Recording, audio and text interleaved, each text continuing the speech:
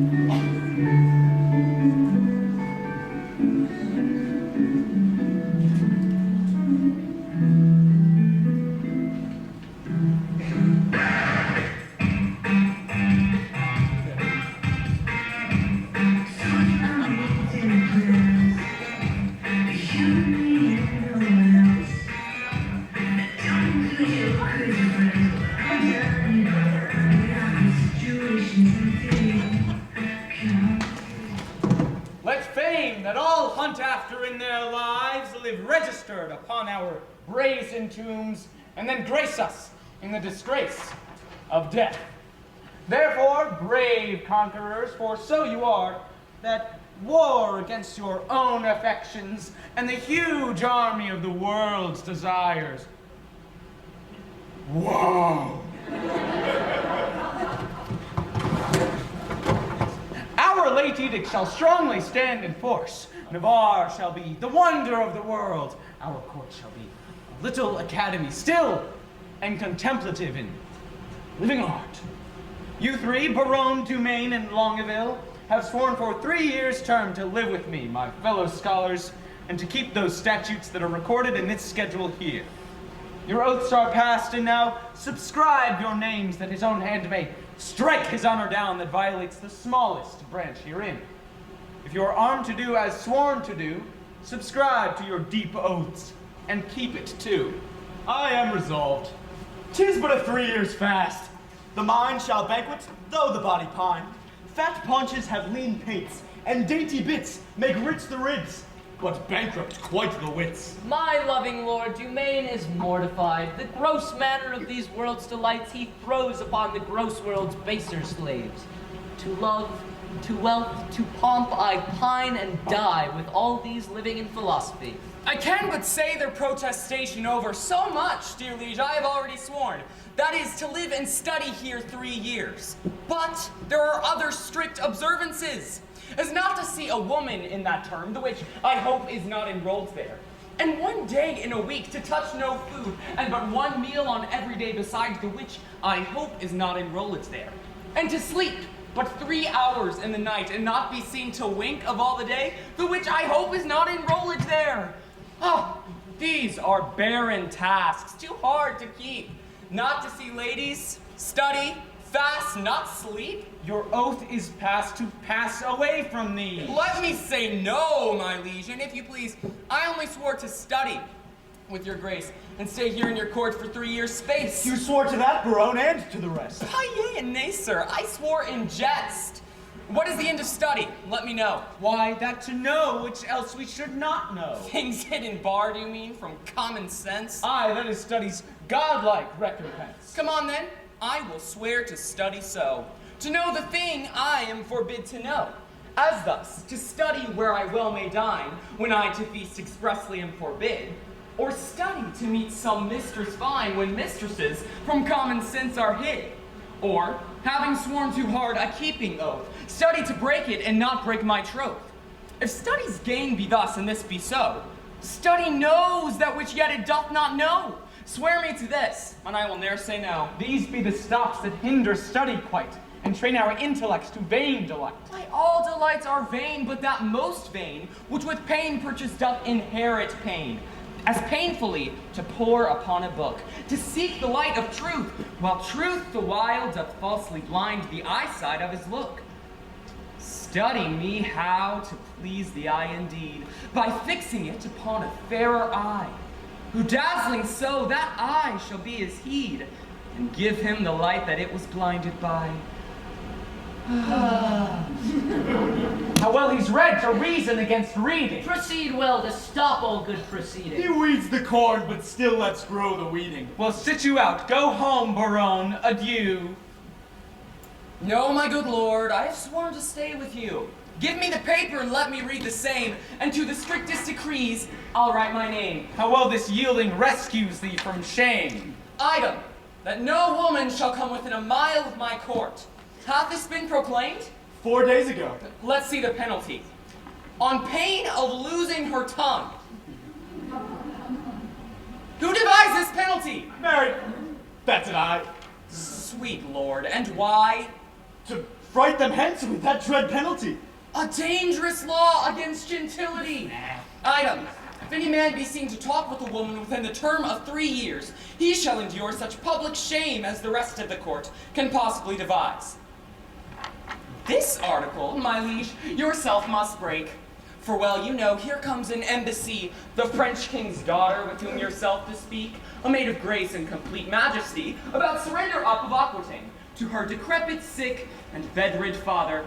Therefore, this article is made in vain, or vainly comes the admired princess hither. What say you, lords? Why, this was quite forgot. So study evermore is overshot. While it doth study to do what it would, it doth forget to do the thing it should. We must of force dispense with this decree. She must lie here on mere necessity. Necessity will make us all forsworn. I am forsworn on mere necessity, so to the laws at large, I'll write my name. But I believe, although I seem so loath, I will be the last that will keep his oath. But is there no quick recreation granted? Aye, that there is. Our court, you know, is haunted with a refined traveler of Spain, a man in all the new world's fashion planted, that hath a mint of phrases in his brain, one whom the music of his own vain tongue doth ravish like enchanting harmony. Our motto is a most illustrious wight, a man of fire new words, fashion's own knight. Custard the swain, and he shall be our sport, and so to study 3 years is but short. Which is the Duke's own person? This fellow, what wouldest? I myself reprehend his own person, for I am his Grace's Tharborough. But I would see his own person in flesh and blood. This is he? Signor Armay,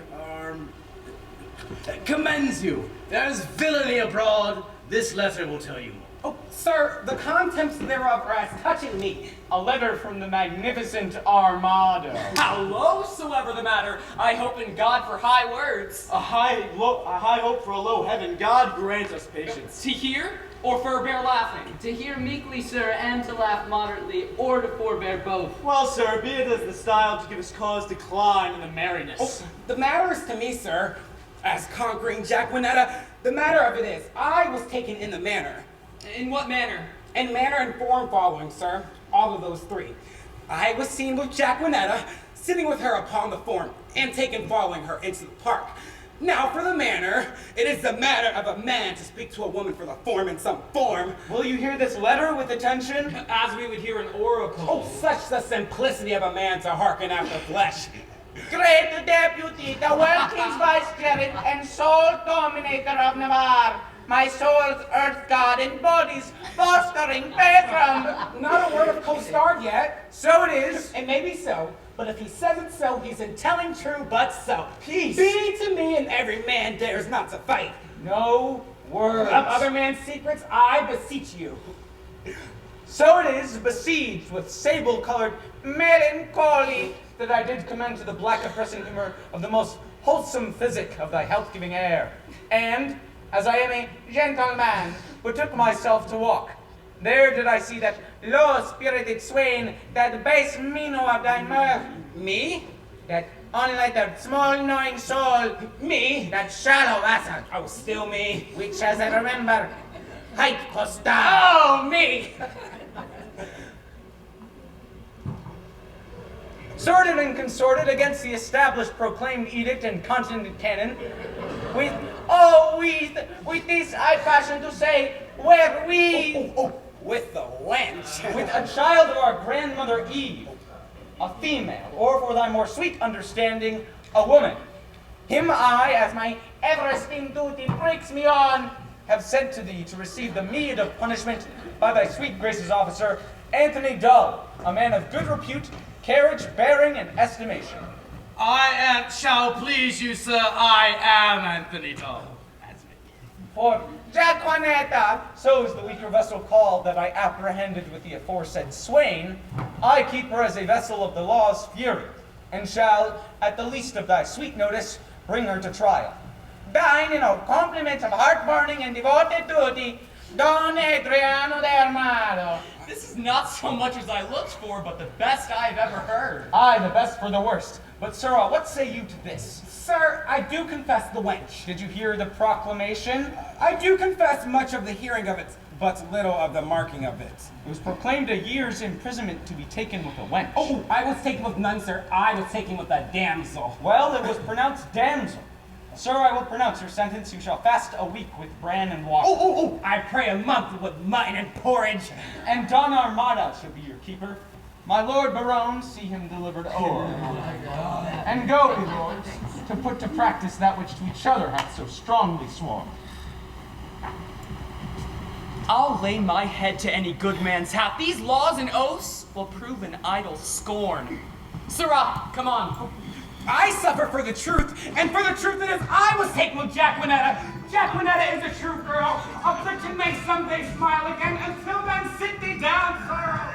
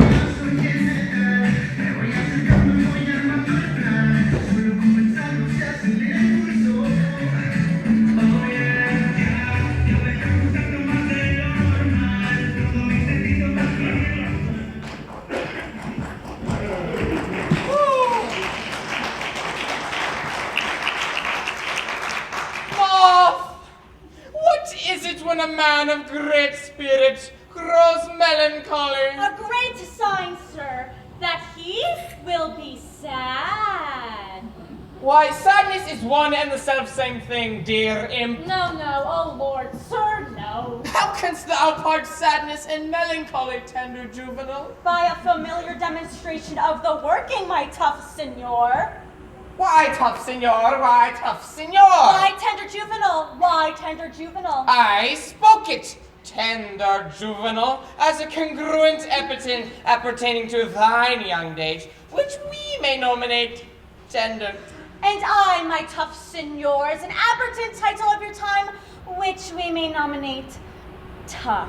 Oh, pretty and apt. How you mean, sir? I pretty by saying apt, or I apt by saying pretty? Thy pretty because little. Little pretty because little, wherefore apt? And therefore apt because quick. Oh my heavens.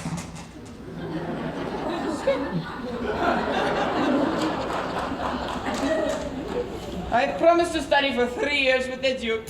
You may do that in an hour, sir. And I must hereupon confess, I am in love. And as it is base for a soldier to love, I am in love with a base wench. If picking up my sword would deliver me from the reprobate thought of it, I would take Desire prisoner and ransom him to any French courtier with a new devised courtesy. I think scorn to sigh. Methinks I should outswear Cupid. Comfort me, ma.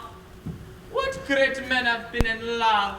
Hercules, master. Oh, most sweet Hercules, more authority to your mouth, and sweet let them be men of great courage and repute. Samson, master, for he was a man of good carriage, great carriage, for he carried the town gates on his back like a porter. And he was in love. Oh, strong knit Samson, well knit Samson, I do excel thee in my rapier, as thou didst in carrying the gates. Tell me, Moth, who was Samson's love? A woman, master. Oh, my love is the most immaculate white and red. Well, most immaculate thoughts, master, are masked under such colors. Define, well-educated infant. My father's wit and my mother's tongue assist me. Sweet invocation of a child, most pretty and pathetical. If she be made of white and red, her faults will ne'er be known. For blushing cheeks by faults are red, and fears by pale white shown. Then if she fear or be to blame, for this you shall not know. For her cheeks possess the same which native she doth owe. A dangerous rhyme, master, against the reasons of white and red. Oh, is there not a ballad of the king and the beggar? The world was a very guilty place of some ballad 3 ages since. But I think 'tis not to be found, because if it were, it would neither serve for the writing nor the tune.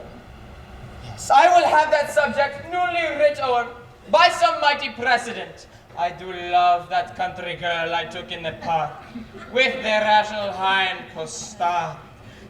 She deserves well. And to be whipped to get a better love than my master. Sing for me, Moth. My spirit grows heavily in love. Forbear till this company be past. Sir, the Duke's pleasure is that you keep Costard safe, and I must suffer him to take no delight nor no penance, but I must fast 3 days a week. For this damsel, I must keep her at the park. She is allowed for the day woman. Fare you well. I do betray myself with blushing. Maid, Man, I will visit thee at the lodge. that's hereby. I know where it is situated.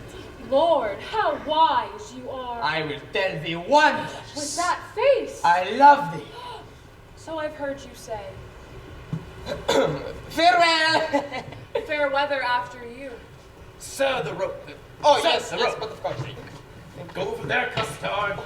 No, that's not what I wanted. Go over here. Come, Jacquinetta, away. Villain!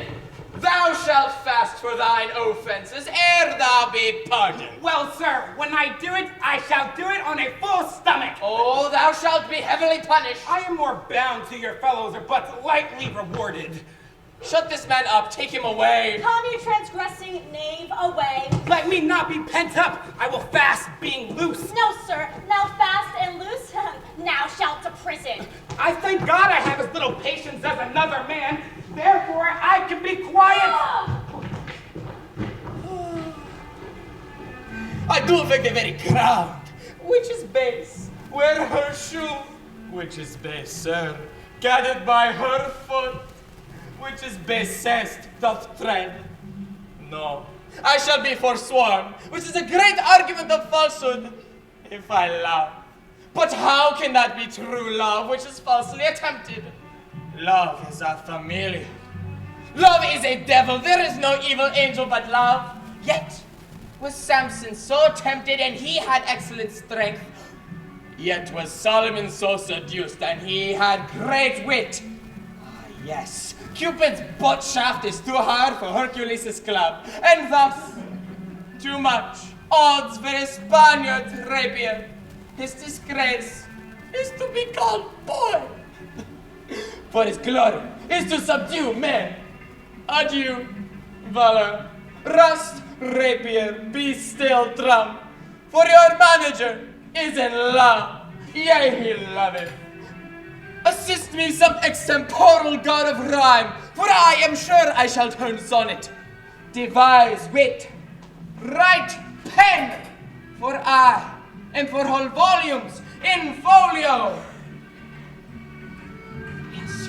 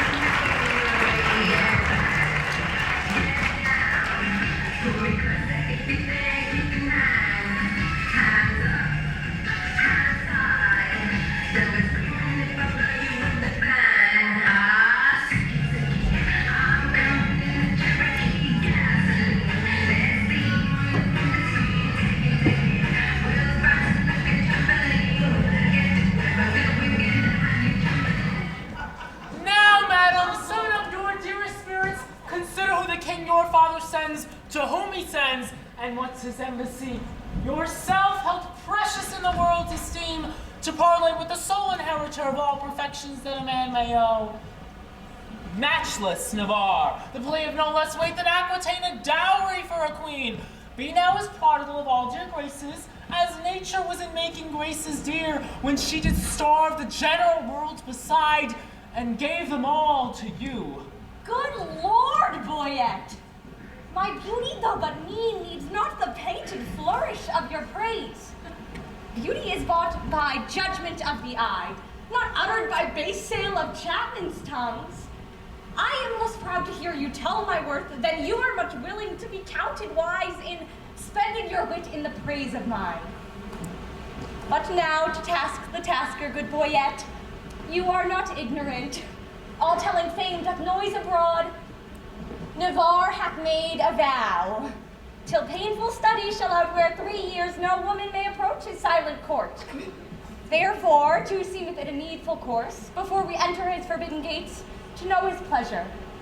And in that behalf, we single you as our best fair moving solicitor.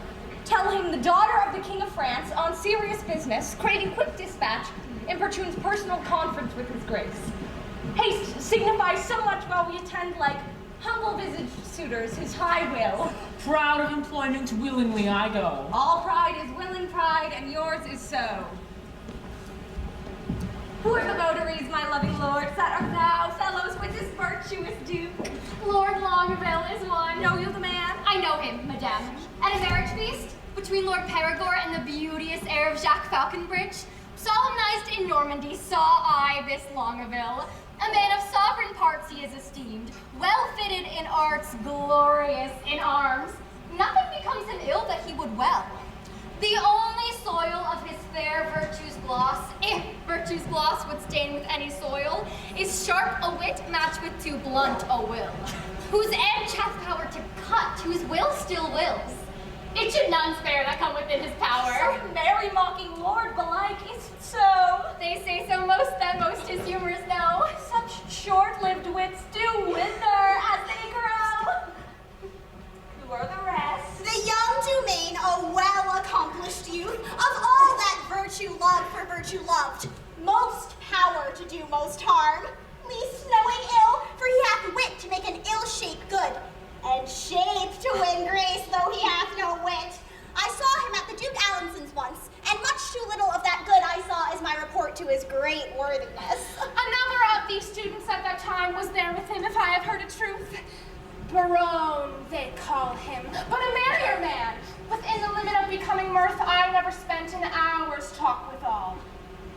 His eye begets occasion for his wit. For every object that the one doth catch, the other turns to a mirth-moving jest, which his fair tongue, conceits expositor, delivers in such apt and gracious words. So sweet and voluble is his discourse. God bless my ladies, are they all in love, that everyone hath garnished with such bedecking ornaments of praise? Here comes Boyette. Thy news, Boyette? Navarre had notice of your fair approach, and he and his competitors in oath were all addressed to meet you, gentle lady, before I came. Marry, thus much I have learned, he rather means to lodge you in the field, like one that comes here to besiege his lord. Then seek a dispensation for his oath and let you enter his unpeopled house. Here comes Navarre. Fair princess, welcome to the court of Navarre. Fair I give you back, and welcome I have met yet. The ceiling of this court is too high to be yours, and welcome to the wide fields too base to be mine. You shall be welcome, madam, to my court. I will be welcome then. Conduct me thither. Hear me, dear lady, I have sworn an oath. Oh, Our Lady, help thy Lord, he'll be forsworn. Not for the world, madam, by my will. Well, then will shall break it, will and nothing else. Ladyship is ignorant what it is.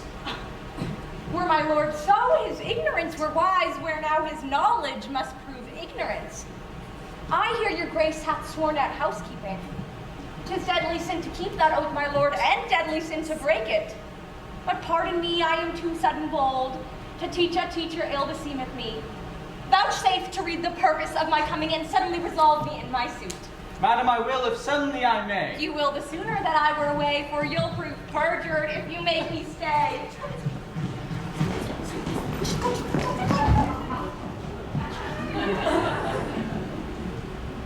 Did not I dance with you in Brabant once? Did not I dance with you in Brabant once? I know you did. How needless was it then to ask the question? You must not be so quick. 'Tis long of you to spur me with such questions. Your wit's too hot, its speed's too fast. 'Twill tire. Not till it leave the rider in the mire. What time of day? The hour that fools should act. Now fair befall your mass, Fair fall, the face it covers. and send you many lovers. Amen, so you be none. Nay. Then will I be gone? Madam, your father here doth intimate the payment of 100,000 crowns, being but the one half an entire sum dispersed by my father in his wars. But say that he or we has neither have received that sum, yet there remains unpaid 100,000 more, in surety of the which one part aquitaine is bound to us, though not valued to the money. Fair princess, will not this request so far from reason's yielding? Your fair self might make a yielding gain some reason in my breast, and go well satisfied to France You again. do the king, my father, too much wrong, and wrong the reputation of your name, so unseeming to confess receipt of that which hath so faithfully been paid. I do protest I never heard of it, and if you prove it, I'll repay it back or yield up You aquitaine. rest your words, or yet, you can produce acquaintances from special officers of his father Charles. Pleasing your grace, the packet has not come with that and other specialties are bound. Tomorrow you shall not say it. It shall suffice me, at which interview all liberal reason I will yield unto. Meantime, receive such welcome at my hand, as honor without breach of honor may make tender thy true ordinance. You may not come, fair princess, in my gates, but here without you shall be so received, that you shall deem yourself lodged in my heart, though so deny fair harbor in my house. Your own good thoughts excuse me, and farewell. Tomorrow shall we visit you again. Sweet health and fair desires consort your grace. Thy own wish I be in every place.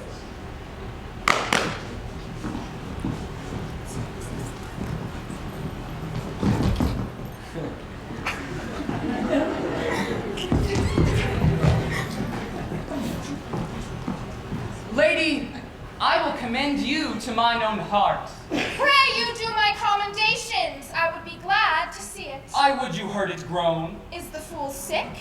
Sick at the heart. Alack, let it blood. Would that do it good? My physic says I. Will you prick it with your eye? No point with my knife. Now God save thy life. And yours from long living.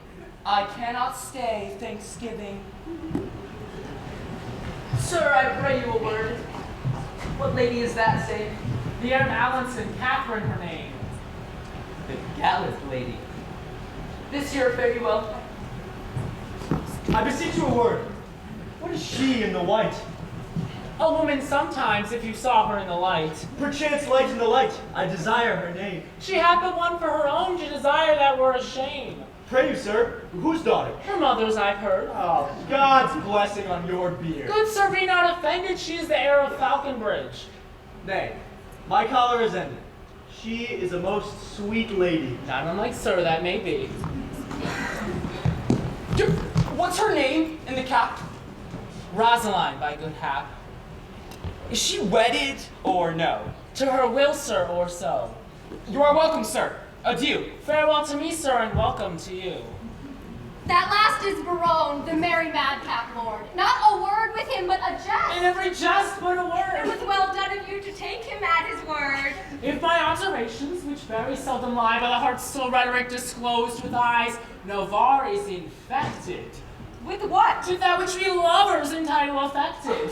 Come to our pavilion, Boyet is disposed. But to speak that in words which his eyes have disclosed, I only made the mouth of his eye by adding a tongue which I know will not lie. Thou art an old bluff-monger and speakest skillfully. You are too hard for me. Oh, yes.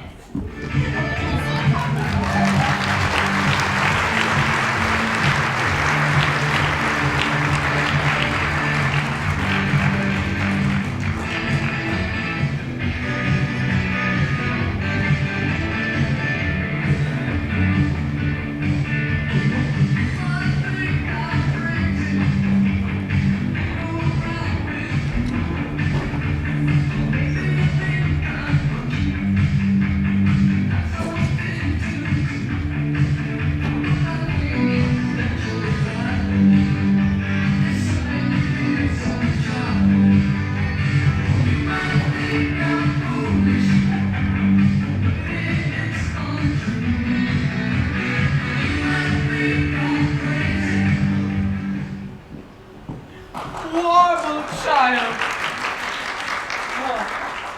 Make passionate my sense of hearing. I will sing love story. Ooh.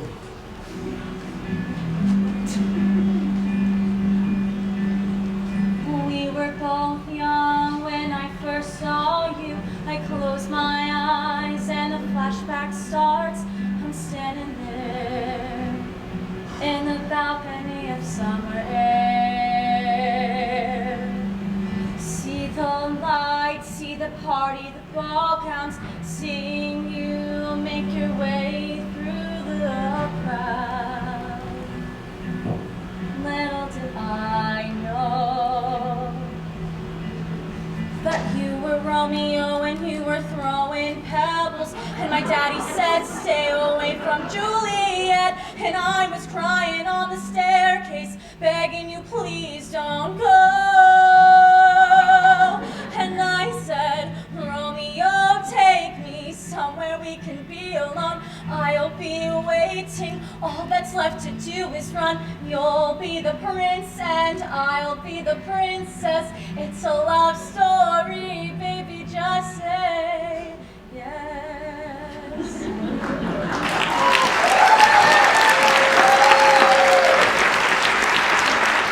Oh, sweet air, tenderness of years.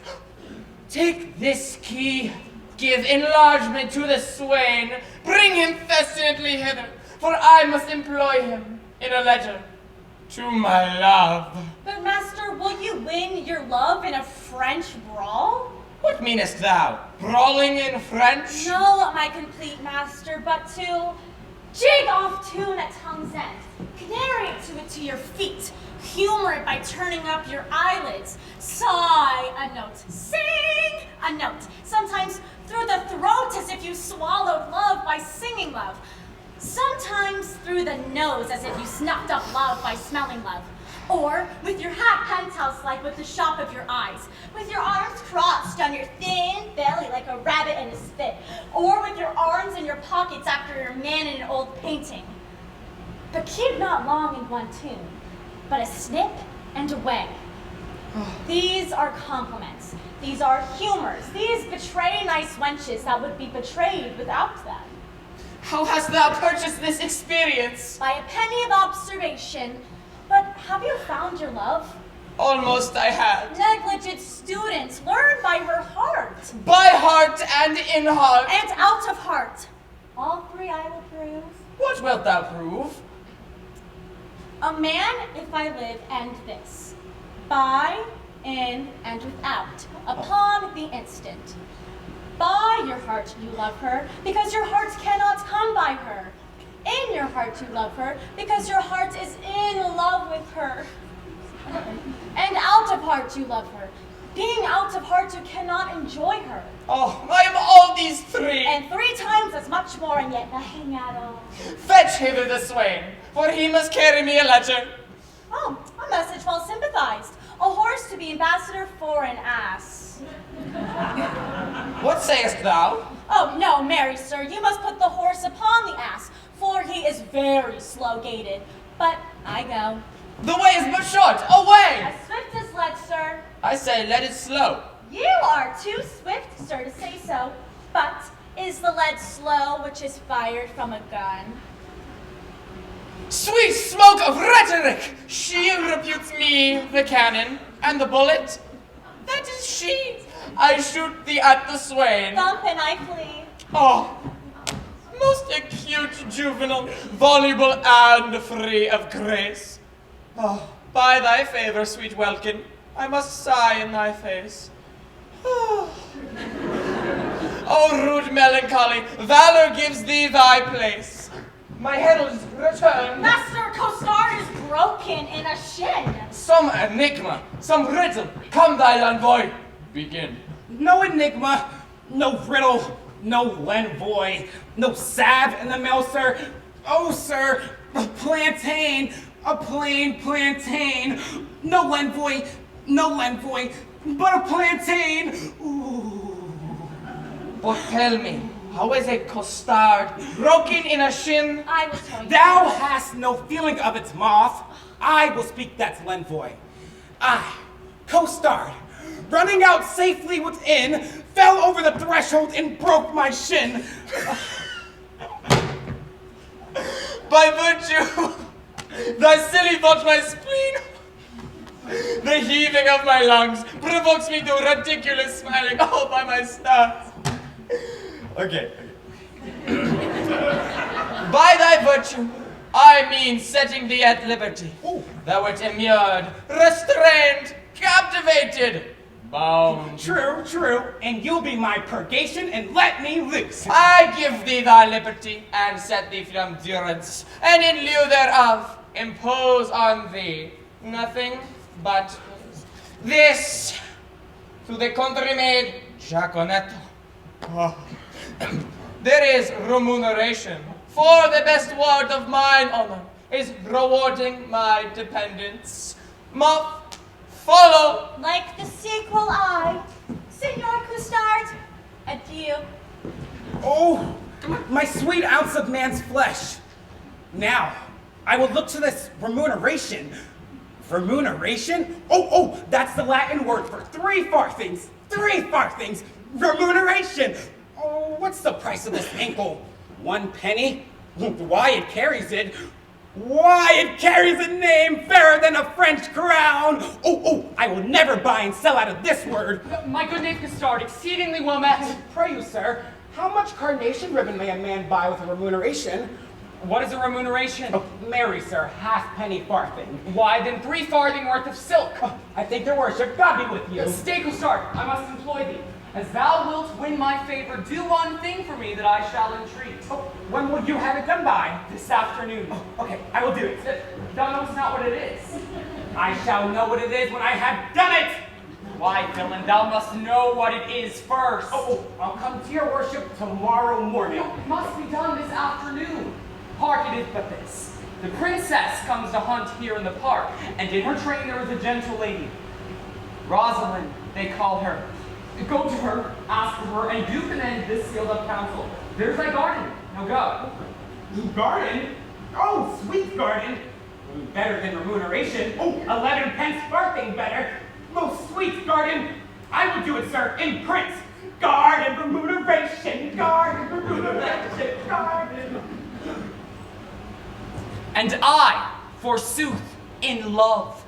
I, that hath been love's whip.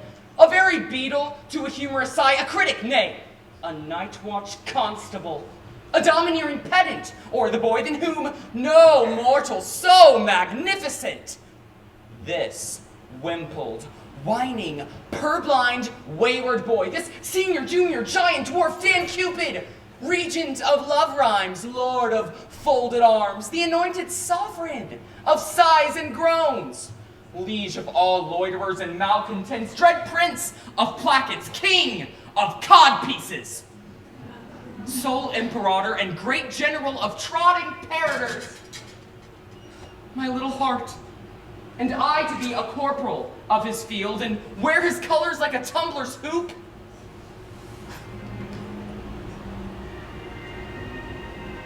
But I love, I sue, I seek a wife? A woman that is like a German clock, still repairing air out of frame. And I to sigh for her, to watch for her, to pray for her. Well, I will love, write, sigh, pray, sue, and groan. Some men must love my lady, and some Joan.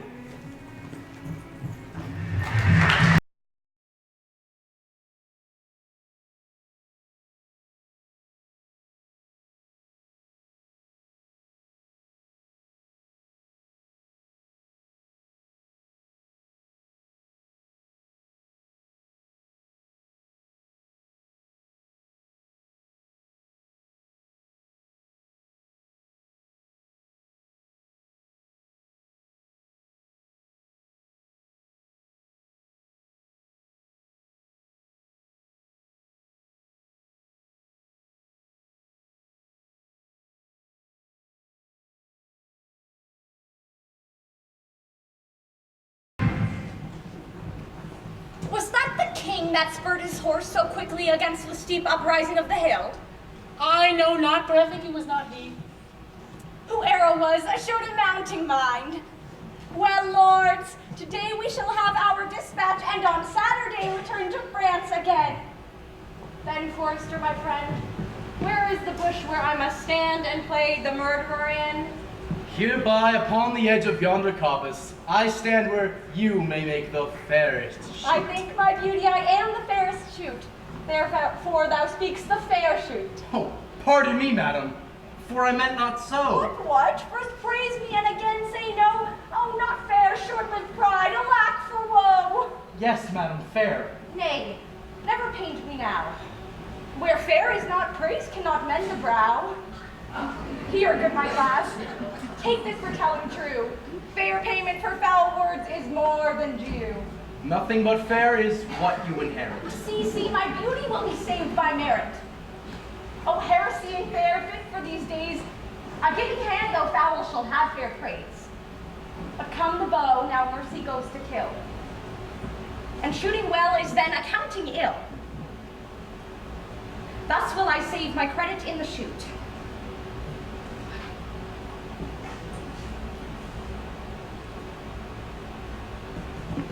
Not wounding. Pity would not let me do it. If wounding, then it were to show my skill, that more for praise than purpose meant to kill. And out of question, so it is sometimes, glory grows guilty of detested crimes. When for praise, for fame's sake, an outward part, we bend to that the working of the heart. As I alone now seek to spill the poor dear's blood, which my heart means no ill. Do not curse wives with that self-sovereignty only for praise sake, when they strive to be lords over their lords. Only for praise we may afford to any lady who shall choose a lord. Here comes a member of the Commonwealth. God dig you, Denal, pray you. Which is the head lady? She is known by her fellows who have no heads. Which is the greatest lady, the highest? The thickest and the tallest. Oh, the thickest and the tallest, it is so. Truth is truth, and your waists are as slender as my wit. One of these girdles shall be your fit. Are not you the chief woman? You're the thickest here. What's your will, sir? What's your will? Oh, I have a letter from Monsieur Prom to one Lady Rosalind. Thy letter, he's a good friend of mine. For yet you can cards, break up this cabin. This letter is mistook. It is important to not hear. It's written to Jacquinetta. Well, break the neck of the wax. Everyone can hear. We shall hear.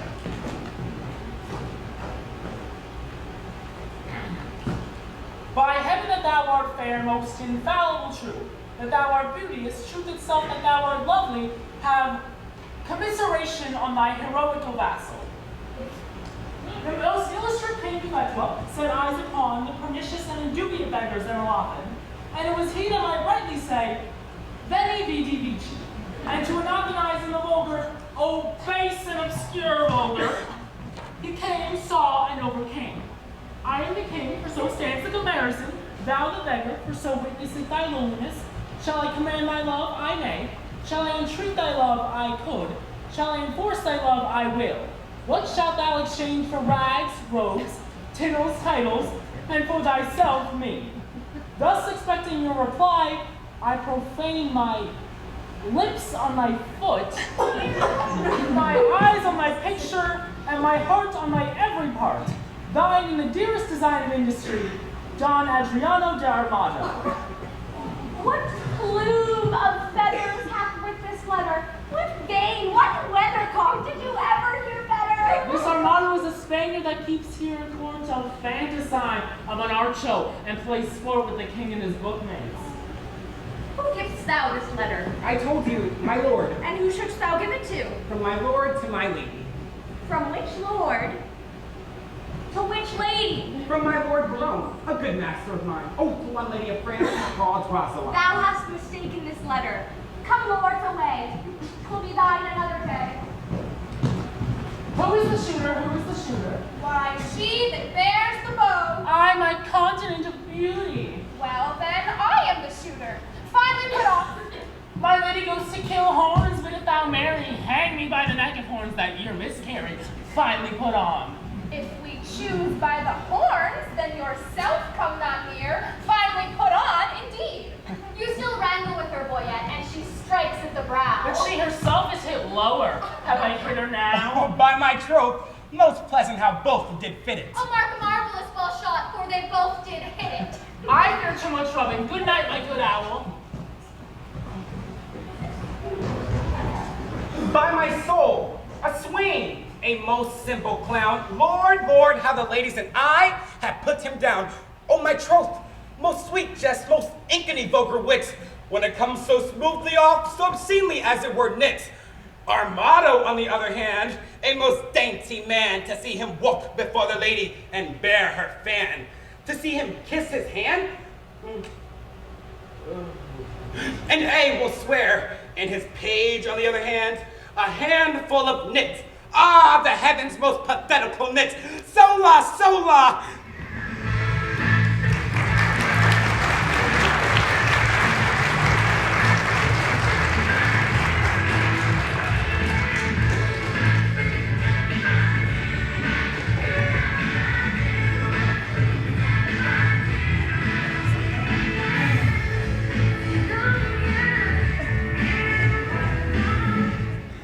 Very reverend sport, truly, and done in the testimony of a good conscience. The deer was, as you know, sanguis in blood, ripe as the perm water, who now hangeth like a jewel in the ear of Kylo, the sky, the welkin, the heaven, and anon falleth like a crab upon the face of terror, the soil, the land, the air.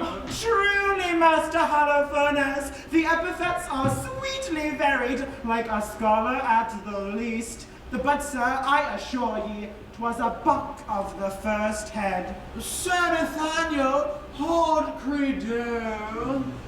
'Twas not a hard credo, 'twas a pricket.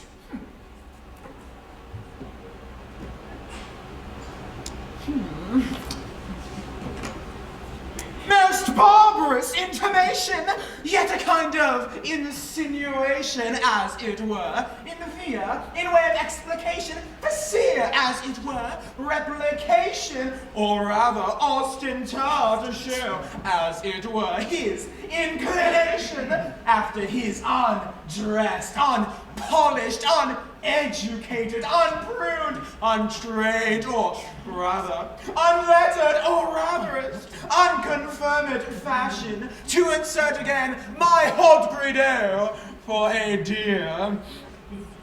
I said the deer was not a hard credo, 'twas a pricket. Twice saw simplicity his coctus. Oh, thou monster ignorance, how deformed dost thou look? Sir, he hath never fed of the dainties that are bred in a book. He hath not eat paper as it were, he hath not drunk ink. His intellect is not replenished. He is only an animal, only sensible in the end. Duller paths, and such barren plants are set before us, that we thankful should be, which we of taste and feeling are, for those parts that do fructify in us more than he.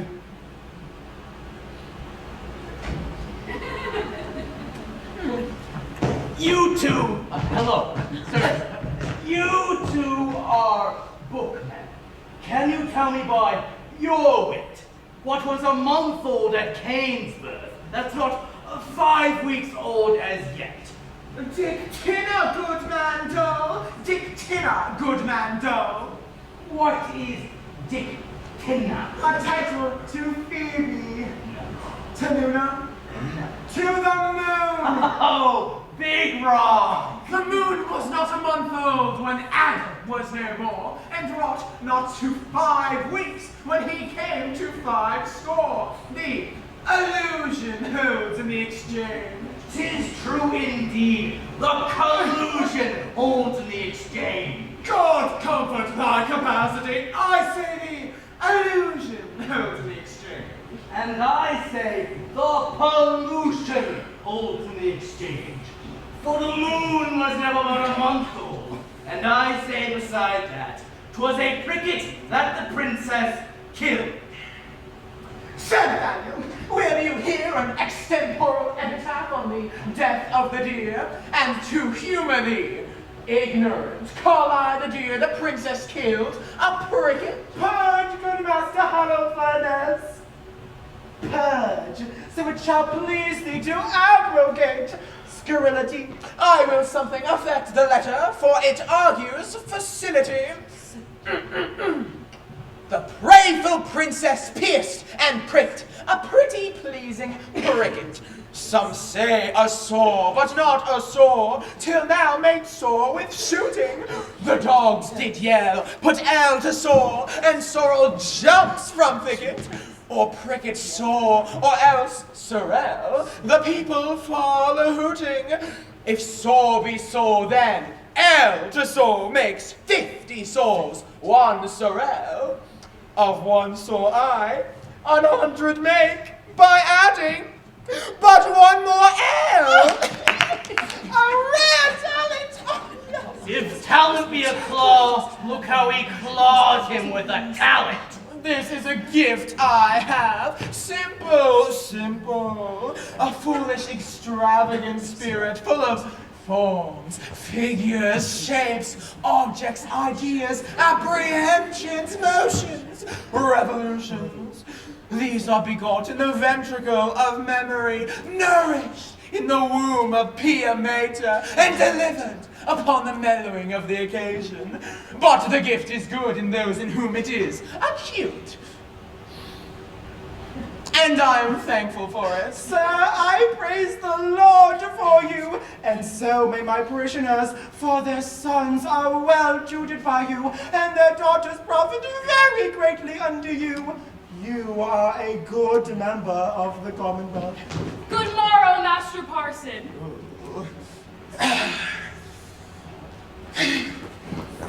Be so good as read me this letter. Was given me by Custard and sent me from daughter Motto. I beseech you, read it.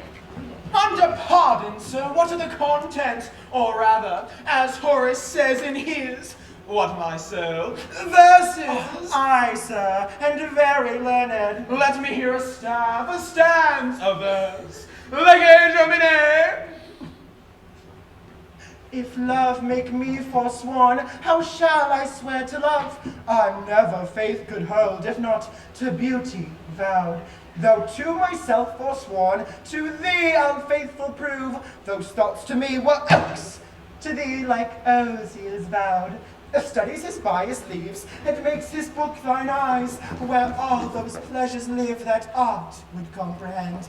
If knowledge be the mark, to know thee shall suffice. Well learned is that tongue that well can thee commend. all ignorant that soul that sees thee without wonder, which is to me some praise that I thy part admire. Thy eye Jove's lightning bears, thy voice his dreadful thunder, which not to anger bent is music and sweet fire. Celestial as thou art, oh pardon love this wrong, that sings heaven's praise with such an earthly tongue. You find not the apostrophers, and so miss the accent. Let me supervise the canzonet. Here are only numbers ratified, but for the elegancy, facility, and golden cadence of poesy, correct. But, Damosella Virgin, was this directed to you? Aye, sir, from one Monsieur Baron, one of the strange Queen's lords. I will overglance the superscript. To the snow-white hand of the most beauteous Lady Rosaline. I will look again on the intellect of the letter for the nomination of the party writing to the person written unto. Your ladyships in all desired employment, Baron. Sir Nathaniel, this Baron is one of the votaries with the king, and here he hath framed a letter to a sequent of the stranger queens, which, accidentally or by way of progression, hath miscarried. Trip and go, my sweet, to deliver this paper into the royal hand of the king. It may concern much. Stay not to thy compliment, I forgive thy duty. Adieu! Good. Custard, go with me, sir. God save your life. Have with thee, my girl. I do dine today at the father's of a certain pupil of mine, where, if before repast it shall please you to gratify the table with a grace, I will, on privilege I have with parents of foresaid child or pupil, undertake your benvenuto, where I will prove those verses to be very unlearned, savoring neither poetry, wit, nor invention. I do beseech your society. And thank you too, for society, saith the text, is the happiness of life. Certes, and the text most infallibly concludes it. Sir, I do invite you too. No. You shall not say me nay. Parker Ferber, away! The gentles are at their game, and we will to our recreation.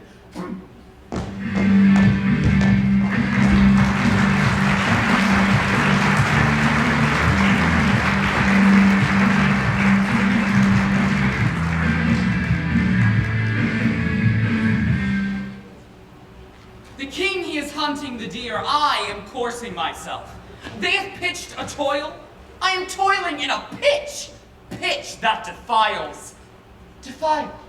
A foul word. Well, set thee down, sorrow, for so they say the fool said, and so I say, and I the fool. I will not love. If I do, hang me. If faith, I will not. Oh, but her eye!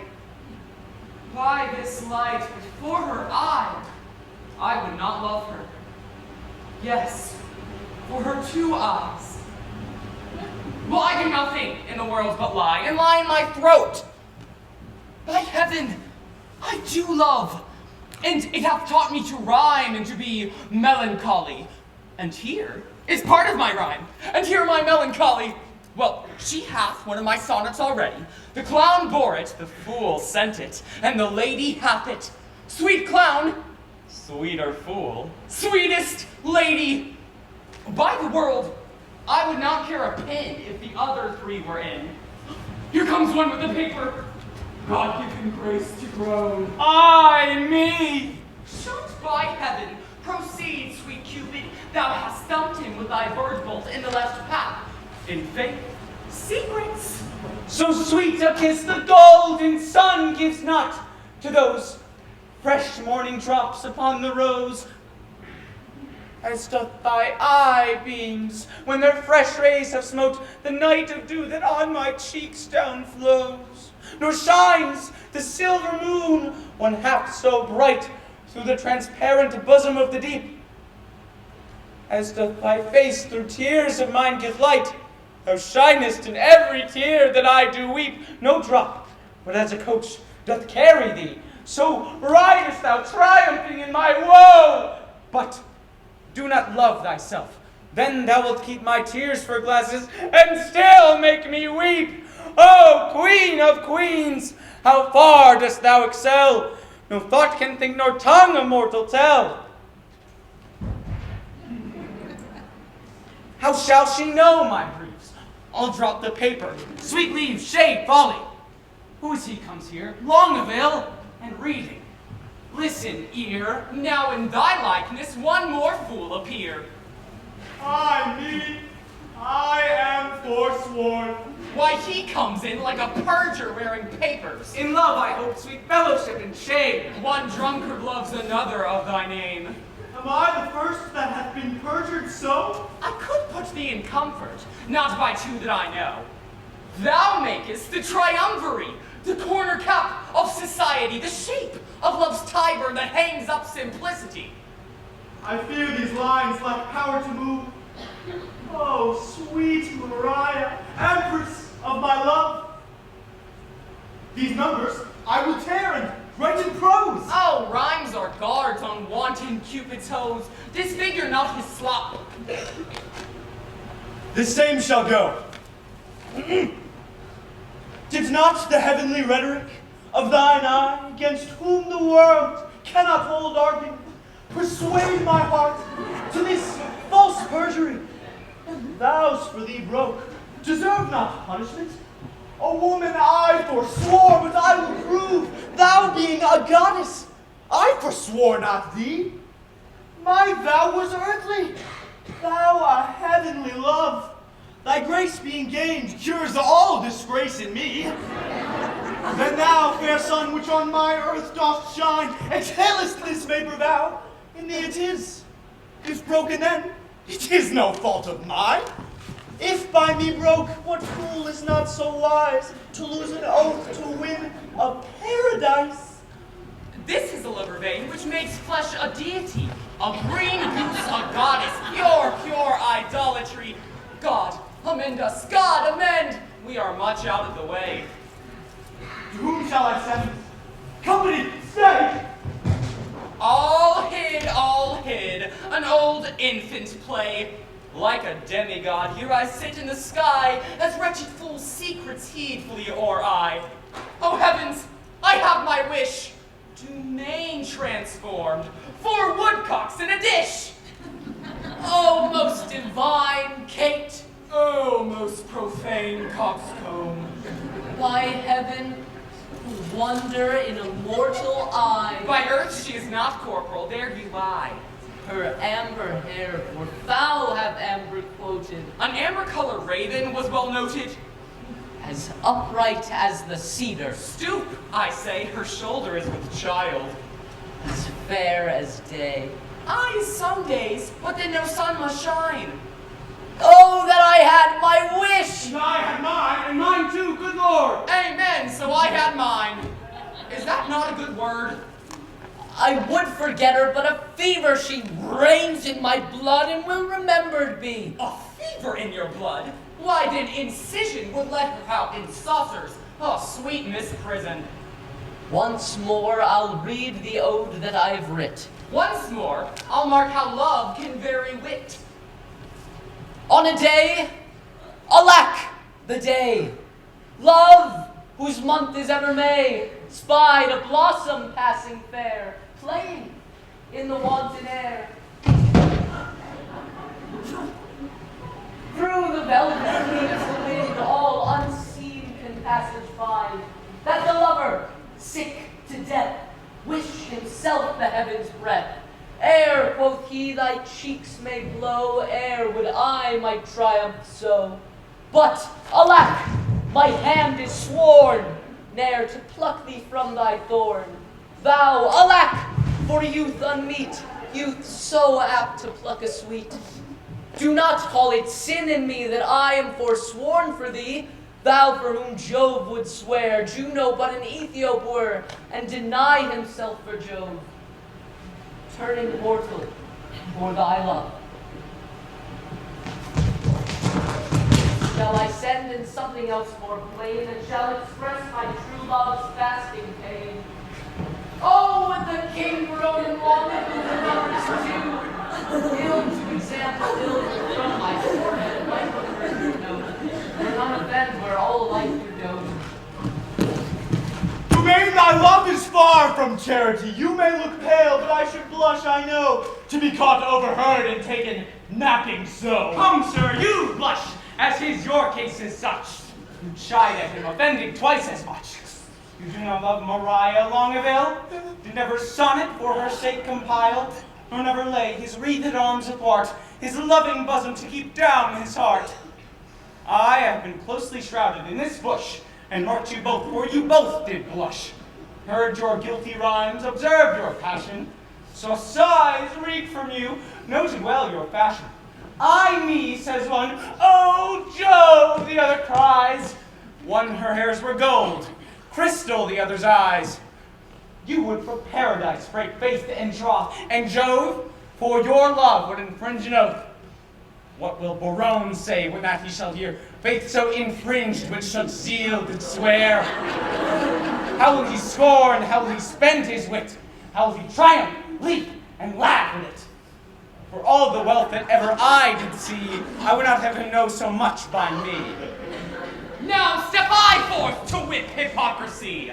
Ah, good my liege, I pray thee pardon me. Good heart, what grace hast thou thus to reprove these worms for loving, that art most in love? Your eyes do make no coaches, in your tears there is no certain princess that appears.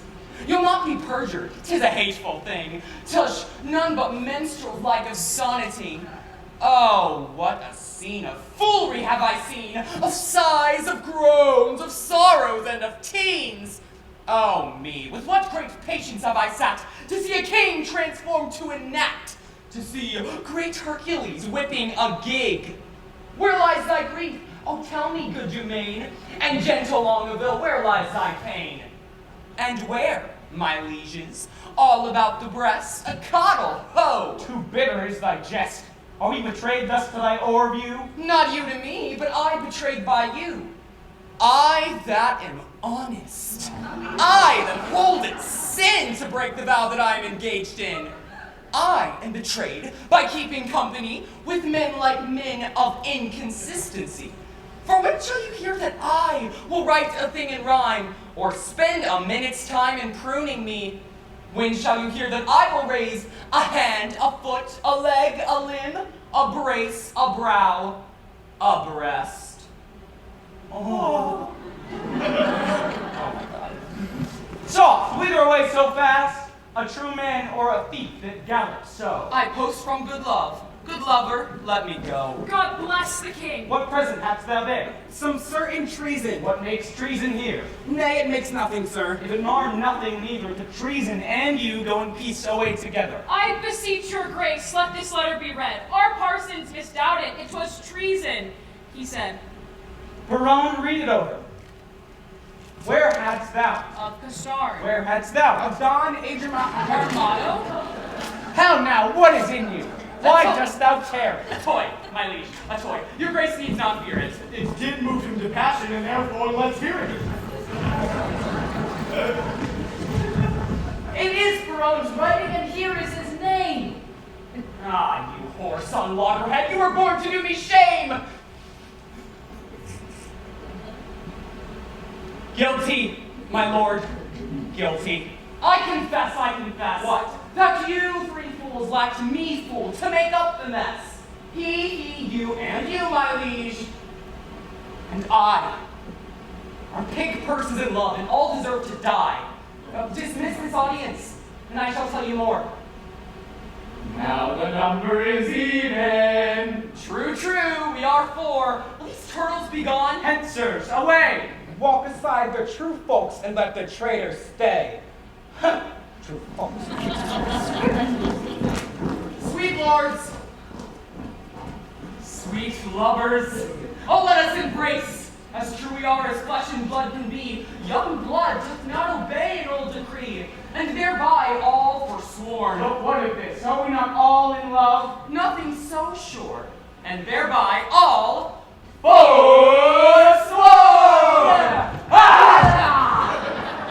Then let us leave this chat, and good Baron, make our loving lawful and our fate not torn. Aye, marry there, some flattery for this evil. Some authority how to proceed, some tricks, some quillets how to cheat the devil. Some salve for perjury. 'Tis more than need. How about you then, affection's men at arms? Consider what you first did swear unto. To fast, to study, and to see no woman? Flat treason against the kingly state of youth. For when would you, my liege, or you, have found the ground of study's excellence without the beauty of a woman's face? From women's eyes, this doctrine I derive. They are the grounds, the books, the academies, from whence doth spring the true Promethean fire. For when would you, my liege, or you, in leaden contemplation, have found such fiery numbers as the prompting eyes? And when love speaks, the voice of all the gods makes heaven drowsy with the harmony. Let us once lose our oaths to find ourselves. Saint Cupid then, and soldiers to the field. Advance your standards, and upon them, lords, pell-mell down with them. But be first advised, in conflict, that you get the son of them. Give us cause to lay these blows by. Shall we proceed to woo these girls of France? And win them too. Therefore, let us devise some entertainment for them in our tents. First, from the park, let us conduct them thither. Then homeward, every man attach the hand of his fair mistress. For revels dance and masks and merry hours. For run, fair love, strewing her way with flowers. Away, away, no time shall be omitted. That will be timed by a thick head.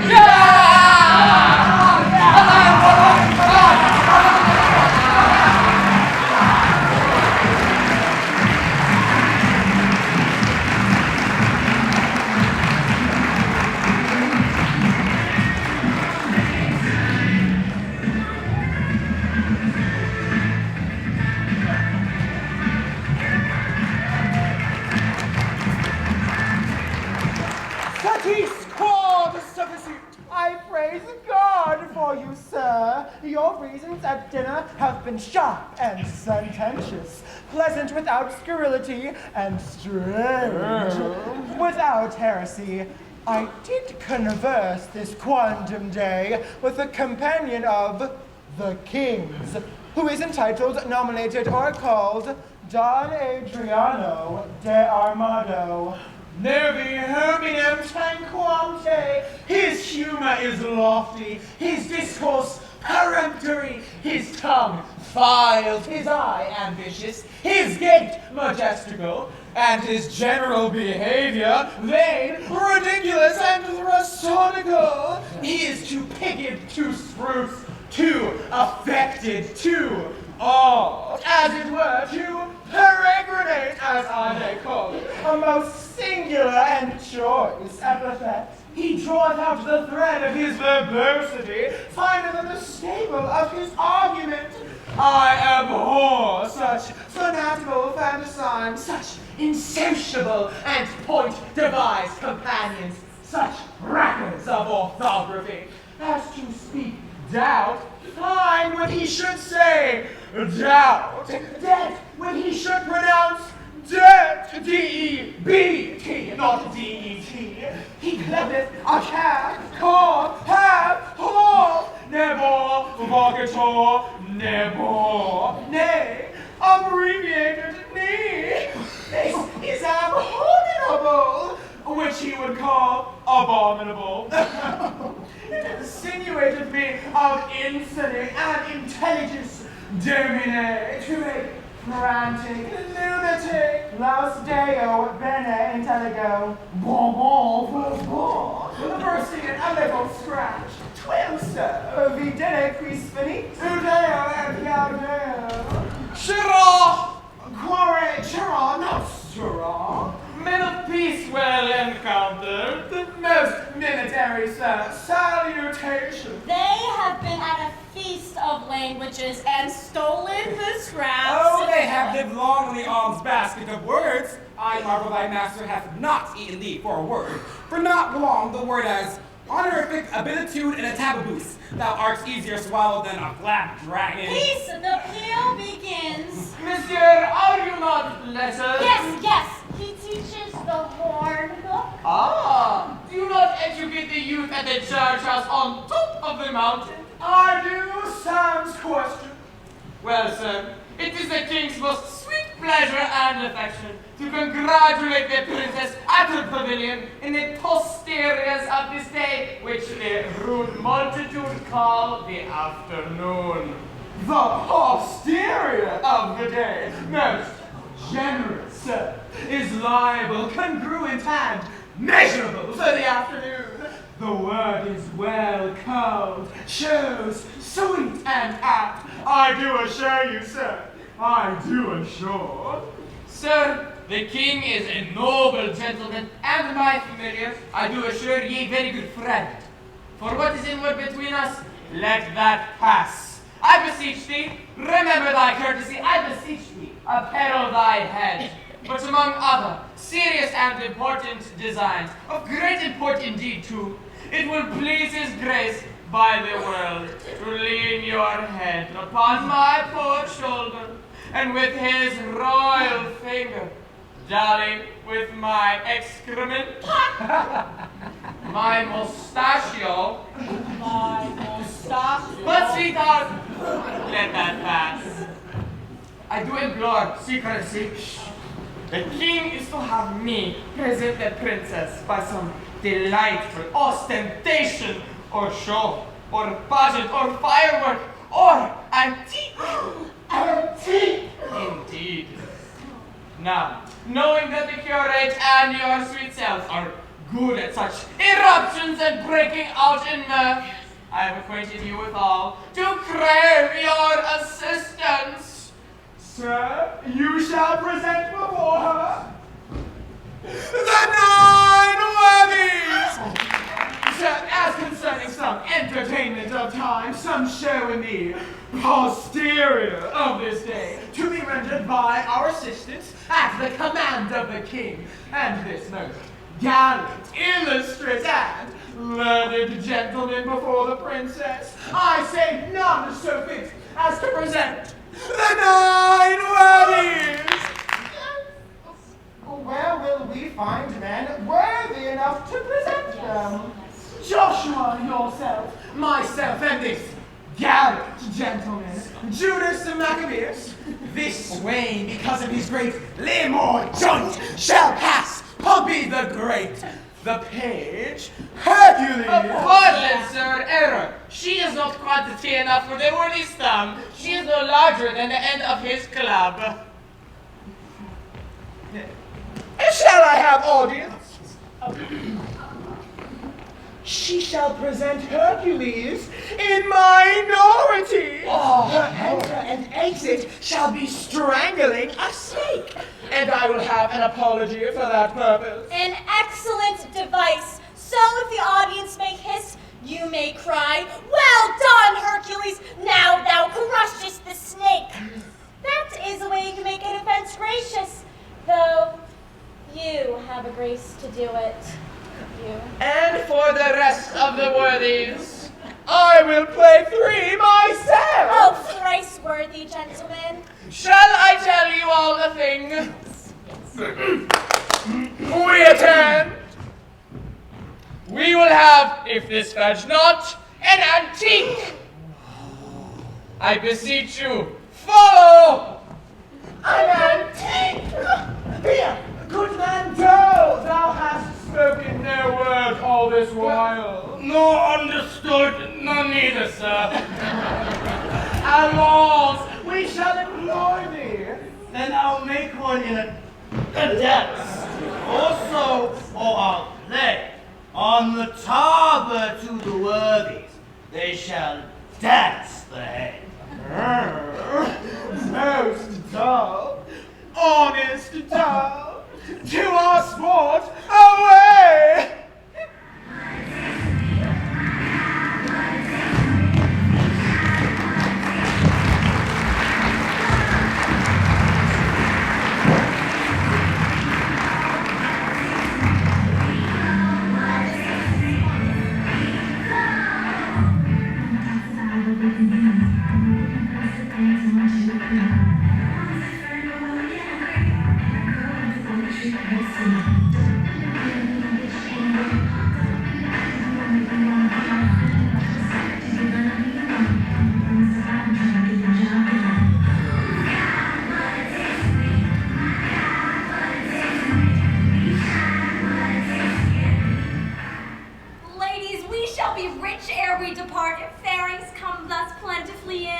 A lady walled about with diamonds, look you what I have from the loving king. Madam, came nothing else along with that? Nothing but this, as much love in rhyme as would be crammed up in a sheet of paper writ o' both sides the leaf, margent and all, that he was fain to seal on Cupid's name. That was the way to make his godhead wax, for he hath been 5,000 years a boy. Aye, and a shrewd unhappy gallows too. You'll ne'er be friends with him. I killed your sister. He made her melancholy, sad, and heavy, and so she died. Had she been light like you, of such a merry, nimble, stirring spirit, she might have been a grand dame ere she died. And so may you, for a light heart lives long. What's your dark meaning, mouse, of this light word? A light condition and a beauty dark. We need more light to find your meaning out. You'll mar the light by taking it in snuff. Therefore, I'll darkly end the argument. Look what you do! You do it still in the dark. So do not you, for you are a light wench. Indeed, I weigh not you, and therefore light. You weigh me not? Oh, that's you care not for me. Great reason, for past cure is still past care. And you both a set of wit well played, but Rosalind, have you not a favor too? Who sent it, and what is it? I would you knew, and if my face were but as fair as yours, my favors as great. Be witness this. Nay, I have verses too. I thank Barone. The number's true, and were the numbering too. I am the fairest goddess on the ground. I am compared to 20,000 fairs. Oh, he hath drawn my picture in his letter. Anything like Much in the letters, nothing in the praise. beauteous as ink, a good conclusion. Catherine, what have you from the fair domain? Madam, this glove. Did he not send you twain? Yes, madam, and moreover, some 1,000 verses of a faithful lover, a huge translation of hypocrisy, vilely compiled with profound simplicity. These pearls to me, son Longaville. The letter was too long by half a mile. I think no less. Dost thou not wish in heart the chain were longer and the letter short? Higher that these hands might never part. Ye are wise girls to mock our lovers so. They are worse fools to purchase mocking so. That same Barone I'll torture ere I go. Oh, that I knew he were but in by the week. How I would make him fawn and beg and seek and wait the season and observe the times and spend his prodigal wits in bootless rhymes and shape his service wholly to my hests, that I should make him proud to make me proud.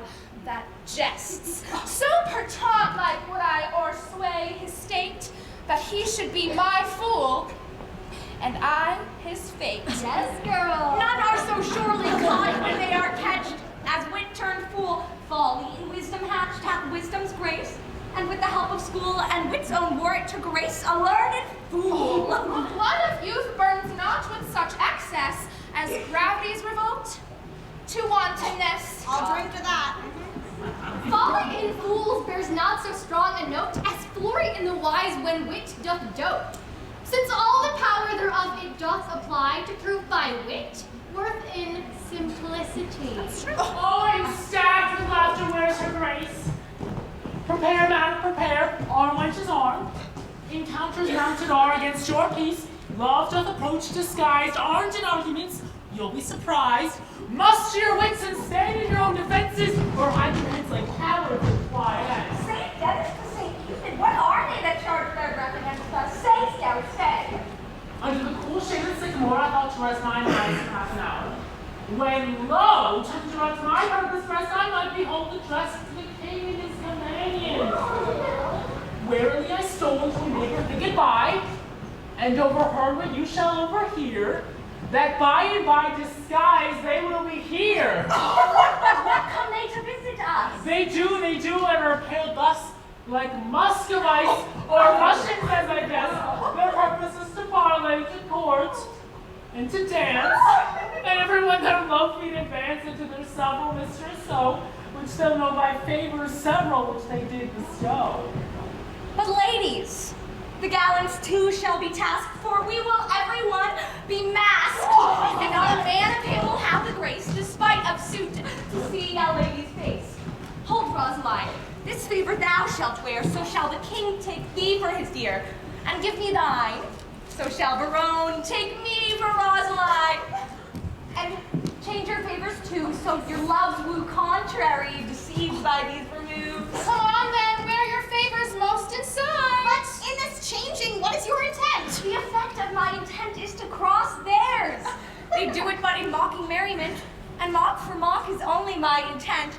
There are several counsels they unbosom shall to loves mistook, and so we mocked withal upon the next occasion that we meet, with visages displayed to talk and greet. But shall we dance if they desire to it? No, we shall not move a foot, nor to their pen speech render we no grace. And when each 'tis spoke, turn away her face. But that contempt would kill the keeper's heart and divorce his memory from his part. Therefore I do it, and I make no doubt. The rest will ne'er be in if he be out. There's no such sport as sport by sport are thrown to make theirs hours and hours, none but our own. Therefore we stay mocking intended game, and they well mocked depart away with shame. Be masked, the maskers come.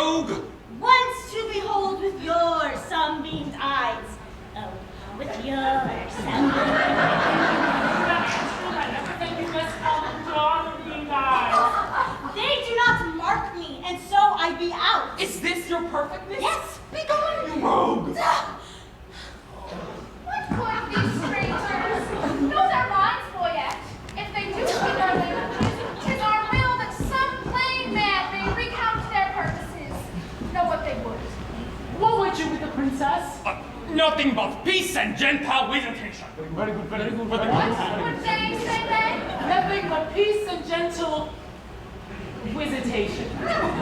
Why that they have, and bid them so be gone. She says you have it and you may be gone.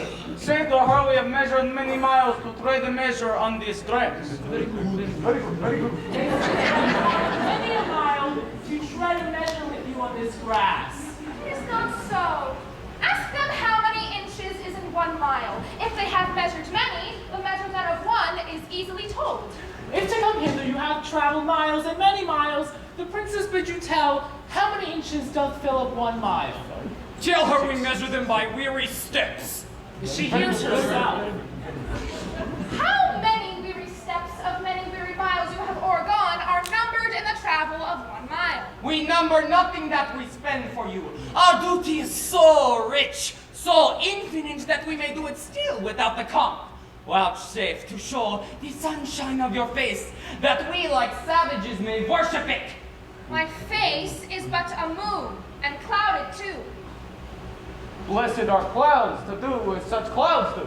What shape, bright moon, and these thy stars to shine, those clouds removed upon our watery eye? O vain petitioner, beg a greater matter. Thou now requests but moonshine in the water. Then in our measure do but vouchsafe one change. Thou bidst me to beg. This begging is not strange. Play music then. Nay, you must do it soon.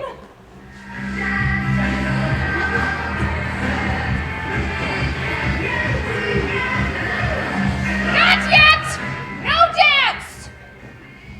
Thus change I like the moon. Will you not dance? How come you thus estranged? You took the moon at full, but now she's changed. Yet still she is the moon, and I the man. The music plays. Vouchsafe some motion to it. Our ears vouchsafe it. But your legs should do it. Since you are but strangers and come here by chance, will not be nice. Take hands, we will not dance. If you do not to dance, let's hold more chat. In private then. I am best pleased with that. Right-handed mistress, what sweet word with thee? Honey and milk and sugar, there's 3. Knave in 2 trays, and if you grow so nice, tea, beer, wine, well, run dice, there's half a dozen sweets. 7 sweet adieu. Since you can call, I'll play no more with you. 1 word in secret. Let it not be sweet. Thou grievest my gall. Gall bitter. And therefore, meat. Will you vouchsafe with me to change of birth? Name it. Fair lady. Say you so, fair lord, take that for your fair lady. Please, if you, as much in private, I'll bid you adieu. What, was your vizard made without a tongue? I know the reason, lady, why you ask. Oh, for your reason, quickly, sir, I long. You have a double tongue within your mask and would afford my speechless wizard. Well. Veal, quoth the Dutchman, is not veal a calf? A calf, fair lady? No, a fair lord calf. Let's part the word. No, I'll not be your half. Take all and wean it, it may prove an ox. Look how you butt yourselves with these sharp mocks. Will you not give horns, chaste lady? Do not so. Then die a calf before your horns do grow. 1 moment in private. Ere I die. Bleat softly then, the butcher hears you cry. The tongues and mocking wenches are as keen as razor's edge invisible, cutting a hair smaller than may be seen above the sense of sense.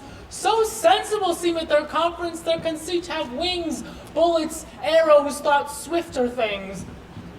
Break off, my maids, break off, break off. By heaven, all dry beaten with pure scoff. Farewell, mad wenches, you have simple wits. 20 adieus, my frozen muscovits. Love says.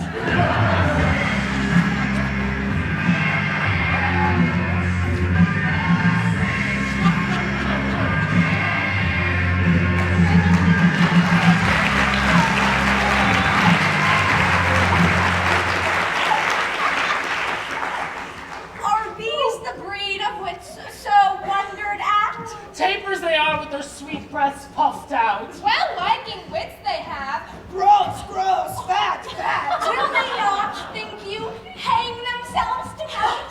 Or ever but in vizards show their faces? That pert Baron was out of countenance quite. Oh, they were all in such lamentable cases. The king was weeping right for a good word. Dumaine was in my service. His sword, no point, quoth I. My servant's reign was mute. Lord Longaville said I came o'er his hearth and trow you what he called me. Clone, perhaps? Yes, in good faith. Go, sickness thou art. Well, better wits have worn plain statute caps. But will you hear?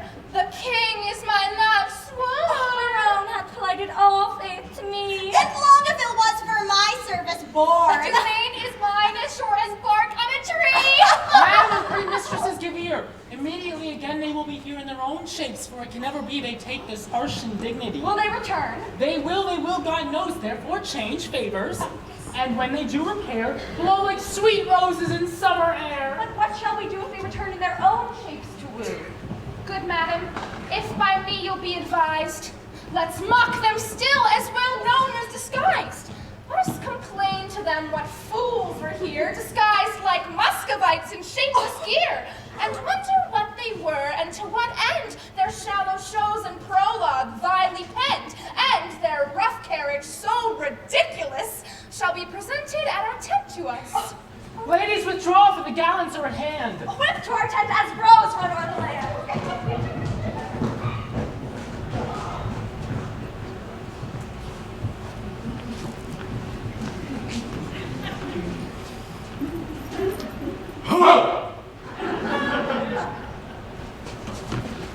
Fair sir, God save you. Where is the princess? Gone to her tent. Please, your majesty, command me any service to her. That she vouchsafe me audience for one word. I will, sir, and so will she, I know, my lord.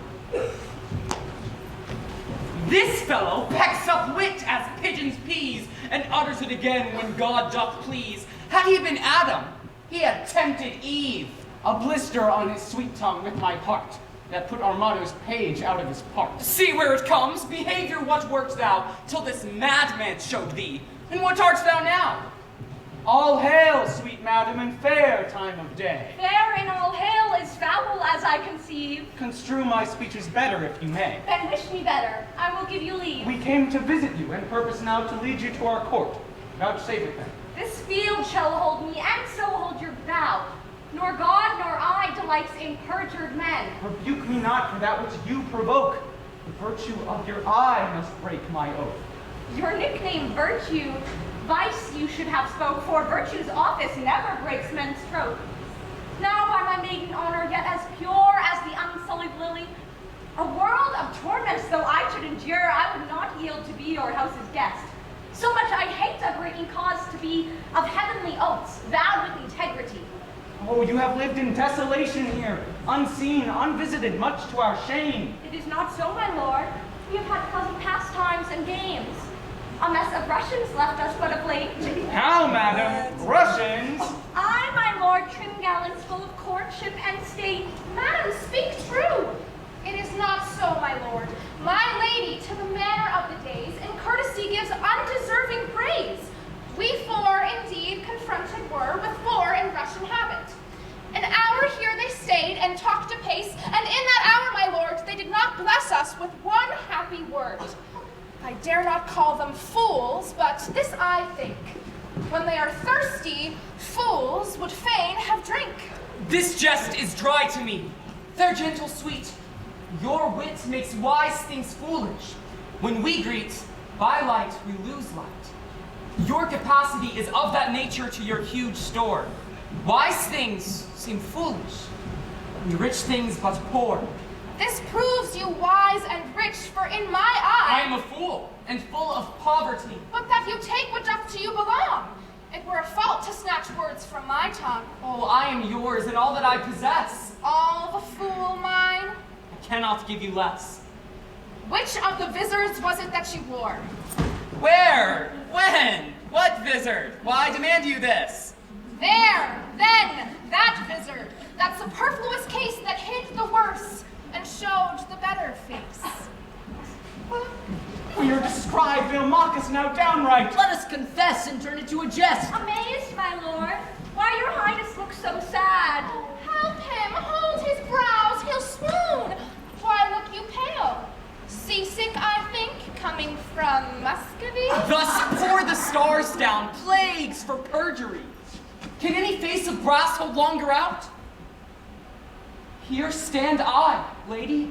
Dart thy skill at me, bruise me with scorn, cut me to pieces with thy keen conceit.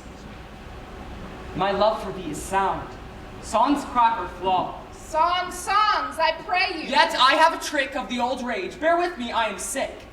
They are infected, in their heart it lies. They have the plagues, and caught it of your eyes. These lords are visited.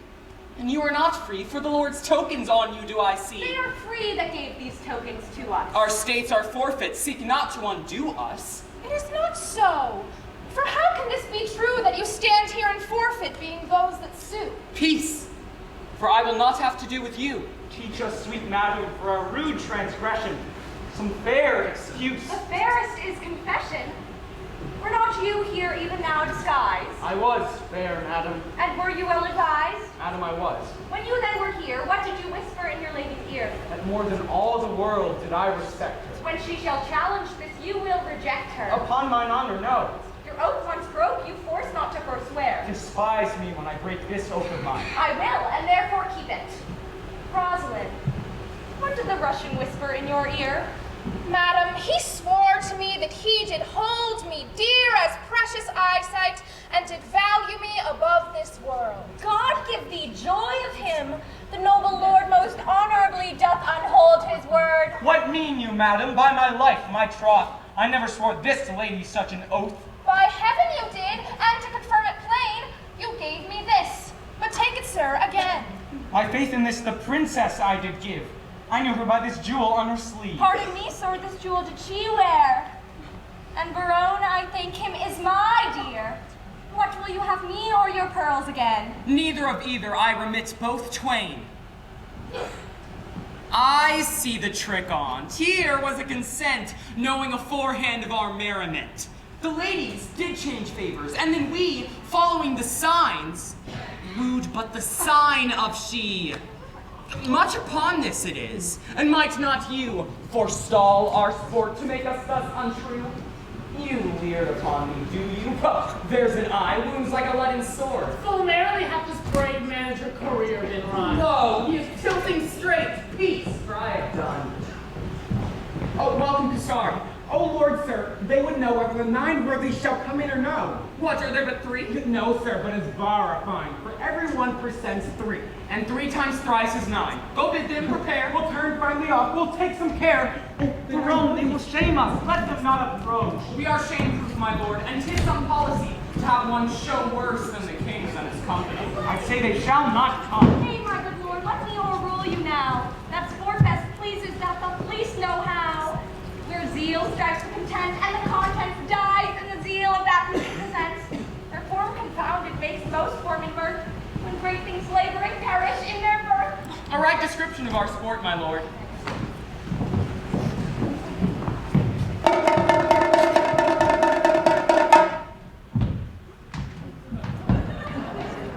Anointed, I implore so much expense by thy royal sweet breath as will utter a brace of words.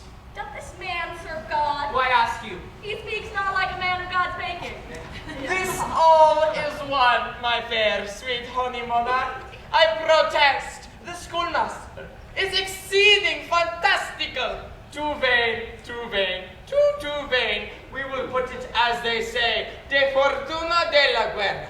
I wish you peace of mind, most royal couple. He presents Hector of Troy, the swain, Pompey the Great, the parish curate, Alexander, Armada's page, Hercules, the pedant, Judas Maccabeus.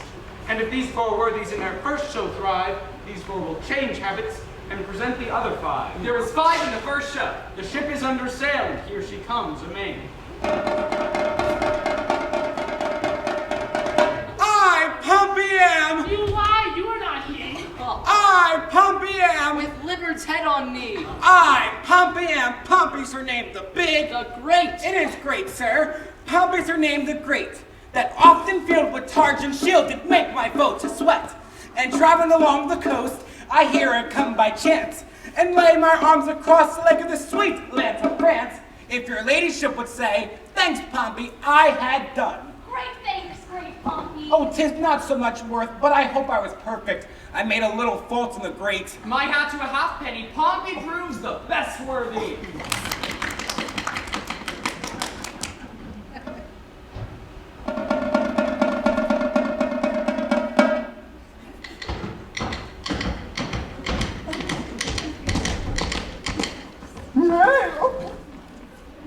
When in the world I lived, I was the world's commander. By east, west, north, and south, I spread my conquering might. My sketching flame declares that I am Alessander. Your nose says no, you are not, for it stands to right. Your nose smells no of this most tender smelling night. Conqueror is dismayed. Proceed, good Alexander. When in the world I lived, I was the world's commander. Most true, 'tis right you were so, Alessander. Pompey the Great, your servant and co-star. Take away the conqueror. Take away Alessander. Oh, Lord, sir, you have overthrown Alessander the Conqueror. You'll be scraped out of the painted cloth for this. Your lion, Horse, sitting on a clothes stool, holding a pole axe will be given to Ajax. He will be the ninth worthy. A conqueror, but a fear to speak. Run away with shame, Alessander. The ring shall please you. He is a mild, foolish man, an honest man, and look you, soon dashing. He is a marvelous neighbor and a very gifted bowler. But at last, for Alessander, you see how 'tis overparted. But there are the worthies coming to speak their mind in some other sort.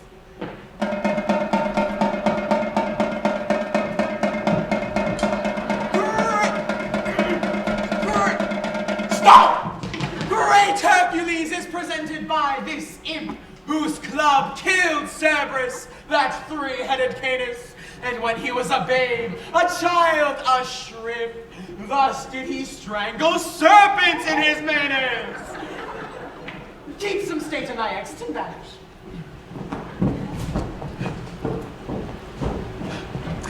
Judas I am! On Judas! Not Iscariot, sir. Judas I am, eclipsed Maccabeus. Judas Maccabeus clipped is plain Judas. A kissing traitor! How art thou proved, Judas? Judas I am. The more shame for you, Judas. What mean you, sir? To make Judas hang himself. Begin, sir. You are my elder. Well followed. Judas was hanged on an elder. I will not be put out of countenance. Because thou hast no face. What is this? A sinner in head! The carved bone face on a flask. St. George's half cheek and a brooch! I am in a brooch of lead. I am born in the cap of a tooth drawer. Now forward, for we have put thee in countenance. You have put me out of countenance. False, we have given thee faces. But you have outfaced them all. And now were to lion, we would do so. Therefore, as he is an ass, let him go. And so adieu, sweet Jude. Nay, why dost thou stay? Ah, for the latter end of his name. For the ass to the Jude, give it to him. Jude ass away! This is not generous, not gentle, not humble. Away from Monsieur Judas will grow dark and he may stumble. Alas, poor Maccabeus, how hath he been baited? High thy head, Achilles, here comes Hector in arms. Though my mocks come home by me, I will now be married. This cannot be Hector. He's a god or a painter, for he makes faces. The omnipotent Mars of Lances the Almighty gave Hector a gilt nutmeg. A lemon! Stuck with cloves. No cloven. Peace, please. The omnipotent Mars of Lances the Almighty gave Hector a gift. A man so breathed that he was certain to fight, yea, from morn till night. I am that flower. That mint. Sweet Lord Loveyville, rein thy I tongue. must rather give it the reins, for it runs against Hector. Aye, and Hector's a greyhound. Sweet royalty, bestow on me your sense of hearing. Speak, brave Hector, we are much delighted. I do adore thy sweet grace's slipper. Loves her by the foot. He may not by the yard. This Hector far surmounted. The party is Hannibal. over, Hector. She is gone. She is 2 months on her way. What sayest thou? Faith, unless you play the honest Trojan, the child brags in her belly. 'Tis yours.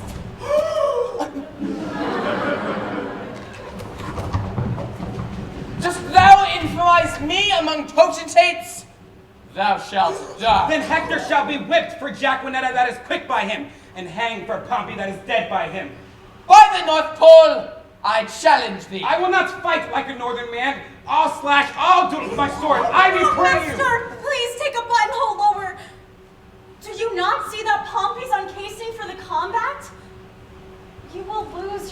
reputation. Gentlemen and soldiers, pardon me. I will not combat in my shirt. Oh.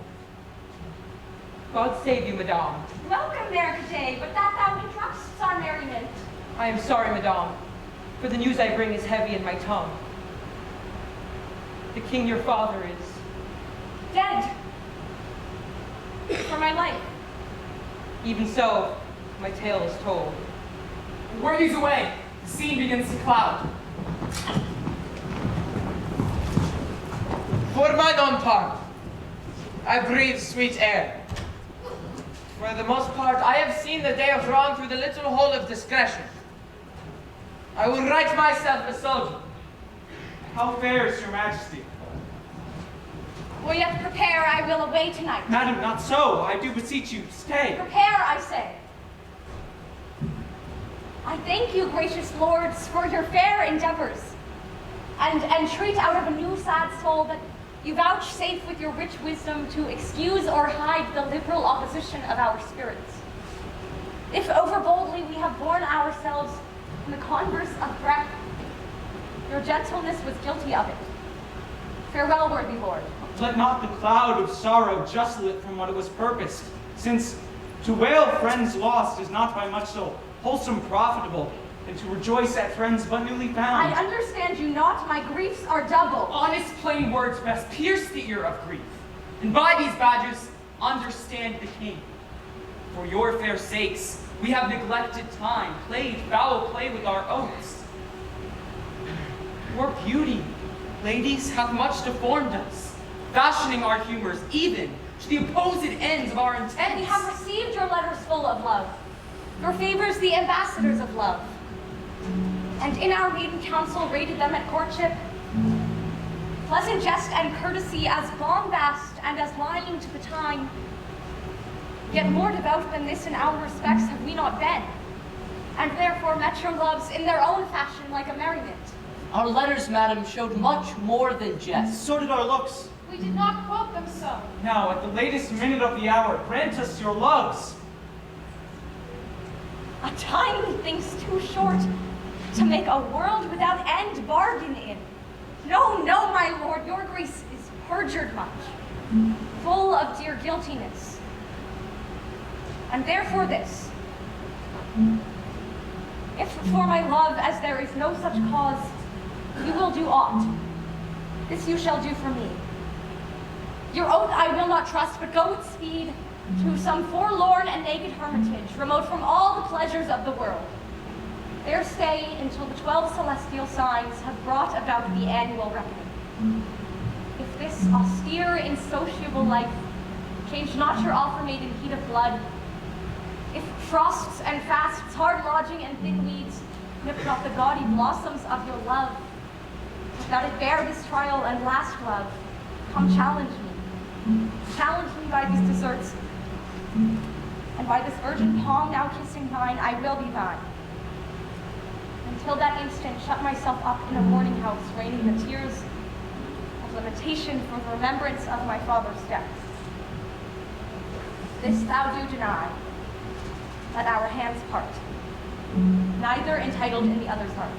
If this, or more than this, I would deny, to flatter of powers of mine with rest, the hand of death close up mine eye. Hence ever then my heart is in thy breast. But what to me, my love? But what to me? A wife?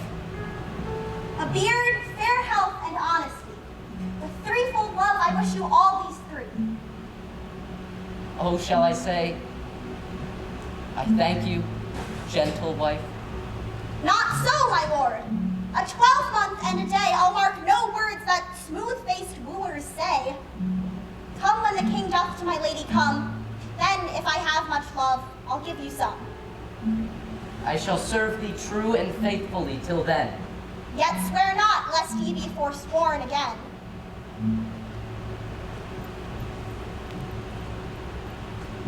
What says Mariah? At 12 months' end, I'll change my black gown for a faithful friend. I'll stay with patience, but the time is long. The liker you, for few taller are so young. Studies, my lady? Mistress, look on me. Hold the window of mine heart, mine eye. Impose some service on me that I love.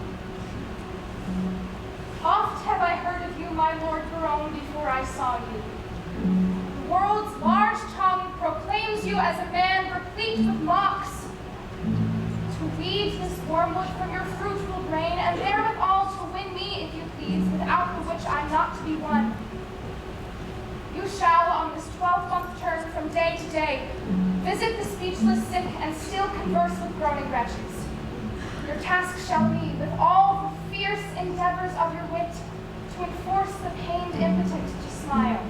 To move wild laughter in a throat of death? It cannot be, it is impossible. Mirth does not move in a soul of agony. Why, that's the way to choke a gibing spirit. A jest's prosperity lies in the ears of him that hears it, never in the tongue of him that makes it.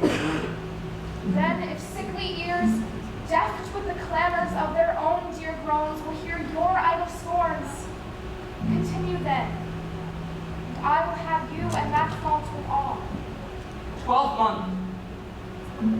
Well, all it will befall. I'll just a 12-month in a hospital. Ay, my sweet lord, and so I take my leave. No, madam, we will bring you on your way. Our wooing doth not end like an old play. Jack hath not Jill. These ladies' courtesy might have well made our sport comedy. Come, sir.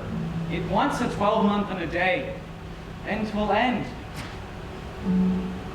It's too long for a play. Sweet Majesty, vouchsafe me. Was not that Hector? The worthy knight of Troy. I will take thy royal finger, kiss it, and take leave. I am a votary. I have sworn to Jaconetta to carry the plough for her sweet love 3 years. Come, my ladies, and so we must take our leave.